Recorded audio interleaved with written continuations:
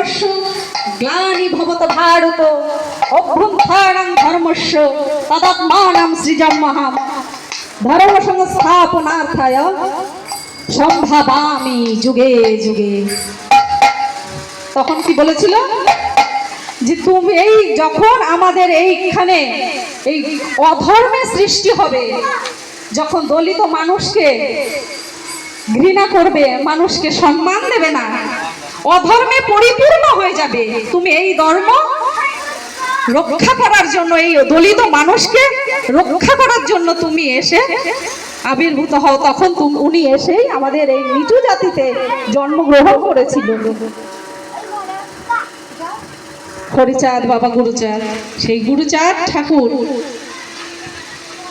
যখন একদিন প্রচন্ড মাথায় খুব যন্ত্রণা হচ্ছিল, গুরুচাঁদ ঠাকুরের মাথায় এত মাথা যন্ত্রণায় ছটফট করছিল। তখন ওরা কান্দির সকল ভক্তবৃন্দ চিন্তায় পড়ে গেল, কি হলো, বাবা মাথার যন্ত্রণায় এইভাবে ছটফট করছে,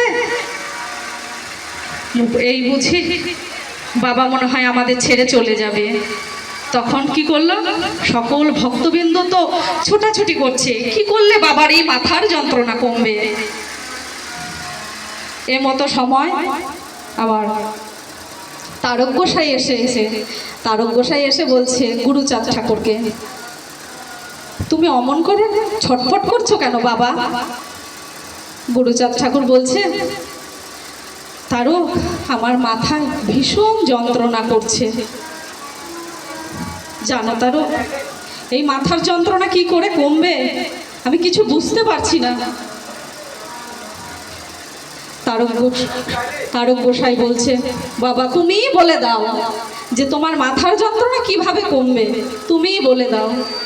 তখন আবার দয়াল গুরুচাঁদ বলছে, তারক, আমার বাবা হরিচাঁদ